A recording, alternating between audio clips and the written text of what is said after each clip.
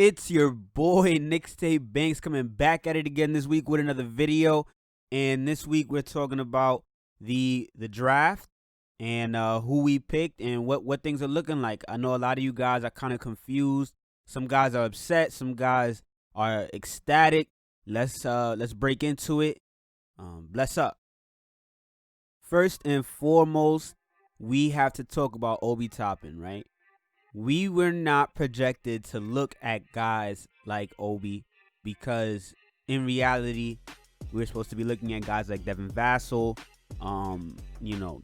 those kind of guys that are kind of in that lower tier. Because Obi is in that little higher tier where he wasn't exactly a top 3 pick because he's a little older, so they were afraid was he closer to his ceiling.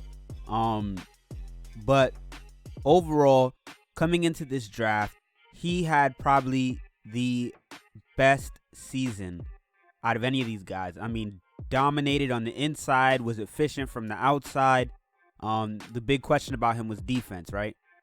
Now, if you watch any of my draft videos, if you watch any video at all about me talking about this draft, you know that I've been predicting that Obi Toppin would slide down to us for months. All right, I've been saying Obi Toppin is gonna slide down. Now, I did not expect Deni Avdija to drop down. I did say it's possible a couple draft videos ago, but I didn't think it was likely. All right, that's what happened, and I think they had to ask themselves, did they want Deni or did they want Obi? And that's a tough question. That's a really tough question. I personally think I probably would have gone with Deni. Just because I see the playmaking ability of Deni, and I think he can really develop that. And the way he dominated coming back in the Israeli league. But I'm going to tell you, I'm not upset with that Obi Toppin pick. A lot of you guys are mad we didn't get a point guard. I'm going to be honest with you, no point guard that we would have drafted this season would have been our answer. I'm just going to be honest with you. He wouldn't have been the perfect fit next to RJ. He wouldn't have been the 3-point shooter that we need. He wouldn't have been the guy who can break down the defense and really get into the teeth, and he wouldn't have been a decent defender. All right, that's just not what we were going to get in this draft. Even if we would have got a chance at LaMelo Ball, he can't shoot.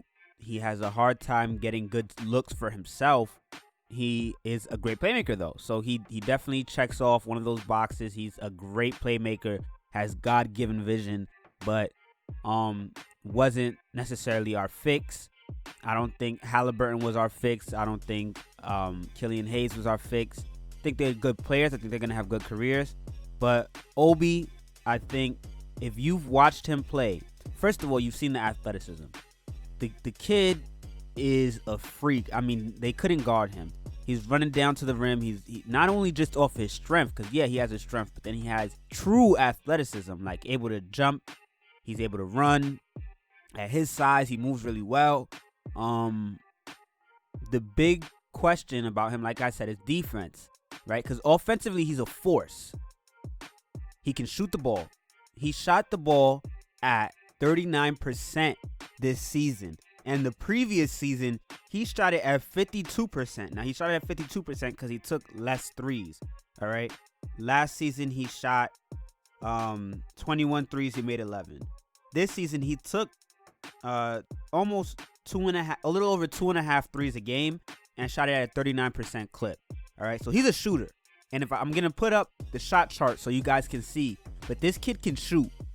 And if you watch the MSG interview that they did with him, they said that one of the guys that was working out with him said guys that are athletes and can shoot, they are athletes first that happen to be able to shoot.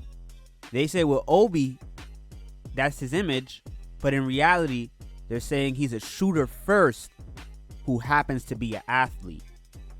And they said in the interview, Obi himself said he was doing what the team needed. He has a lot of tricks in his bag, and he did what was needed for them to win. You know, they needed somebody to be down low and to dominate down there. So he did that, and he dominated at that. But he has a lot of tricks in his bag, and we've seen it. if you watched him play, you've seen it. You've seen him, dribble the ball confidently, and he looks well-rounded. So I'm excited to see what he can do with that athleticism, with that shooting. He's not afraid to put the ball on the floor. He's an exciting prospect right now. All right. He has the potential to win Rookie of the Year. His main question, like I said, is defense. And if you watched him, you see that his hips are kind of up high, which is not ideal for a defender. But he has this athleticism, and you hope that he can make up for it. And, working with guys like Tibbs and the rest of his team, we can definitely hope that they instill the defensive knowledge in him. So despite, his high hips and his lateral quickness not being so fast, with the knowledge, he can definitely be a good defender. And we even saw, he wasn't a good defender, but he was able to disrupt teams a lot. He got one block a game, a steal a game. This kid he's a beast. He's a beast offensively. And I think Knicks fans should definitely be excited to have him. I think he's a better passer than a lot of us are aware of right now. He averaged about 2 assists a game. So expect to see him be a well-rounded player, right? Now, this has implications too, this draft pick, because if we know that we've picked up a power forward, with the 8th pick, that to me is indication that Randall's probably out of here. Right? I don't think there's room for Randall and Obi to play, unless they give Obi Bobby Portis' minutes, because Portis is out of here. But I think I'd rather see him start and get as much reps as possible. And I think he's ready for it. I can't say I would say that for every guy. Like, even when you draft high, some guys just are not built for it. I think he's ready for it. I think he's built for it. And I'm excited to see how we use him. And expect to see a lot of highlight reels coming soon. Because the kid's going to he's drafted. He's going to have to go home, figure out, what he's going to do now with this contract. You got to figure out, you're going to stay at home. Probably not. Get yourself a nice, condo, co-op, whatever it is. And, start getting ready. I expect probably within the next week, he's starting to work out again.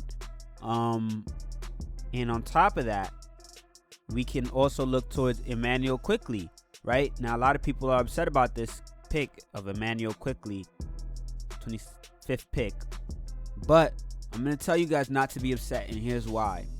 Because, first of all, we had the 27th and the 38th, right?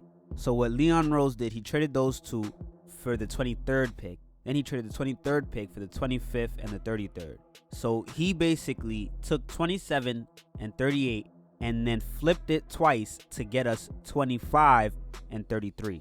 He drafted at 25 Immanuel Quickley, and then he took that 33rd pick, traded it for a second round pick in 2025.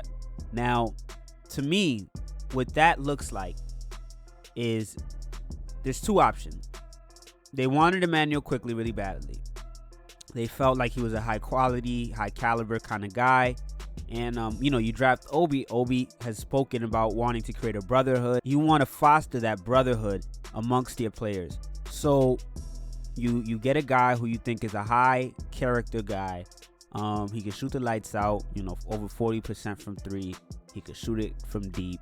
Now, the thing about him is he's not a finished product. He has a hard time making the right passes. He's not an explosive athlete. He's not really much of a playmaker, I would say. But he's a lights out shooter. He's a bit streaky sometimes. He has a good touch on his floater. He has the potential to be a good shot creator. He just needs to really focus on his decision making. And I'm going to assume the Knicks have some sort of an insight on that, being that we have Kenny Payne. I feel like Kenny Payne being here obviously influenced that pick. Whether or not that was in the right direction or the wrong direction, who knows? I definitely felt like there were better shooters out there, with Desmond Bane and those kind of guys. But that's all right, because I feel like this is part of a trade package. Because not Immanuel Quickley, but with that 33rd pick, flipping it to the 2025 pick, that only makes sense because I still feel there were shooters on the board. If they're planning on packaging that second round pick in a trade package. So now this is just my assumption, but I'm thinking that pick might be traded later on down the road, potentially in a package with Randle to bring something home. Maybe we send Randle down to Charlotte now that Charlotte has LaMelo Ball. They want to, get some players in. And Randle goes down to Charlotte for maybe Graham and Malik Monk, or maybe Terry Rozier. Any of those options. Who knows? We'll see what happens. But this definitely was a decent draft. I know a lot of guys are upset with feeling that we passed over Denny, or didn't get a point guard, or that Immanuel Quickley was drafted way too high. The reality is we could have drafted him with that 33rd pick, probably flipped that 25th pick into something else. But I'm not upset. We just have to see how this plays out. Leon Rose definitely worked his magic, getting that 25th and 33rd. He basically took nothing and made it something, right? He added value to a team by finding a way to give a team that had 1 pick 2 picks, and then giving one team that had 2 picks 1 pick that was higher up. So he's really smart so far. All his decisions have been on point. I'm happy with the signings, especially with the roster that we're forming together. And we're gonna see how these guys kind of mesh.